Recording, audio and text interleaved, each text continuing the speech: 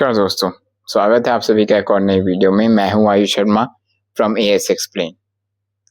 दोस्तों, अगर मैं आपको कहूं कि आपका नाम, लोकेशन, आप जिन-जिन चीज़ों में इंटरेस्ट रखते हैं, आपके घर का एड्रेस, इनकम, शॉपिंग हैबिट, सब कुछ किसी अननोन कंपनी के पास ऑलरेडी सेव है, तो क्या आप बिलीव करोगे? और शॉकिंग बात तो है कि ये सब डाटा आपने कभी डायरेक्टली किसी को शेयर भी नहीं किया होता है। तो अब आपके मन में सवाल आएगा कि हमारा डाटा कलेक्ट कैसे होता है?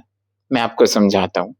आप जब भी इंटरनेट यूज़ करते हो like YouTube, Instagram, Google maps और कोई भी नॉर्मल गूगल भी यूज़ करते हो या कोई भी ऑनलाइन शॉपिंग ऐप यूज़ करते हो, आपका डाटा इन चीज़ों से ऑटो कलेक्ट होता रहता है। अगर मैं एग्ज़ाम्पल बताऊँ तो जैसे लोकेशन और आप किस चीज़ पे कितना टाइम रुक के उसको ऑब्ज़र्व करते हो, आपके लाइक, कमेंट, शेयर, आप किस वेबसाइट पर कितना टाइम स्पेंड करते हो, ये सब डिजिटल फुटप्रिंट्स का पार्ट है। अब बात करते हैं कि क्या कंपनीज़ हमारा डाटा बेचती हैं? सीधा जवाब है हाँ, कंपनीज़ डायरेक्टली या इनडायरेक्टली हमारा डाटा शेयर करती हैं एडवर्टाइज़र्स के साथ। बट इम्पोर्टेंट ये है कि वो इंडिविजुअल आइडेंटिटी नहीं देते, वो देते हैं योर बिहेवियर प्रोफाइल। एग्ज़ाम्पल जैसे 18 से 25 साल की उम्र के बच्चों में गेमिंग में इंटरेस्ट है, night browsing, low budget shopper, phone brand preferences, advertisers के लिए ये गोल्ड माइन की तरह होता है। अब बात करते हैं कि हमारे डाटा की क्या वैल्यू कोई होती है? आपका डाटा कंपनीज़ को बहुत हेल्प करता है। कुछ तकरीबन 3 चीज़ों के लिए। पहला है टारगेटेड एडवर्टाइज़मेंट। आप जो देखते हो वो रैंडम नहीं होता है। मशीन लर्निंग आपकी पर्सनैलिटी को प्रेडिक्ट करती है।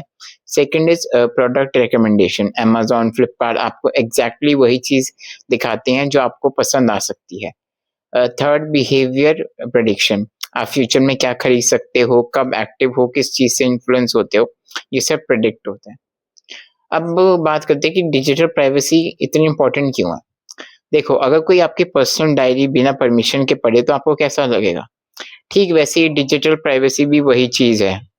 जब कंपनीज़ या गवर्नमेंट आपको बिना बताए आपके बारे में डाटा कलेक्ट करे, आपका फ्रीडम, आपके चॉइसेस, आपकी सिक्योरिटी रिस्क होती है।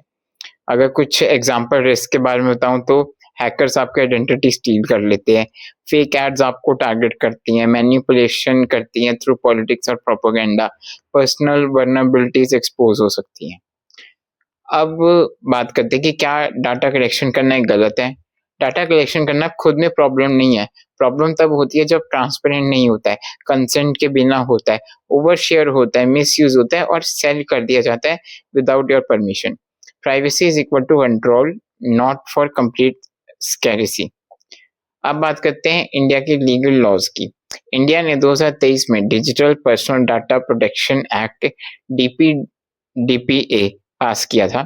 इसके हिसाब से आपके डाटा सिर्फ कंसेंट से कलेक्ट हो सकता है। आप बिना डाटा डिलीट करवा सकते हो और कंपनीज़ डाटा लीक होने पर फाइन भरेंगी। सेंसिटिव डाटा के लिए स्ट्रिक्ट रूल्स हैं। अब बात करते हैं कि आप अपनी प्राइवेसी कैसे प्रोटेक्ट कर सकते हो। First is app permission check करो। कैमरा, माइक, लोकेशन सिर्फ ज़रूरत पर अलाउ करो। सेकंड इज़ वीपीएन यूज़ करो। इससे स्पेशली जब आप पब्लिक वाईफाई यूज़ कर रहे हो। Third is password manager, strong password plus 2 FA। Fourth is browsing track blockers, Adblock, DuckDuckGo, brave browser, ये सब ऐसे ब्राउज़र्स हैं जो आपको ट्रैक करके रखेंगे, आपको ब्लॉक कर देंगे कोई भी फेक ऐड या वेबसाइट को।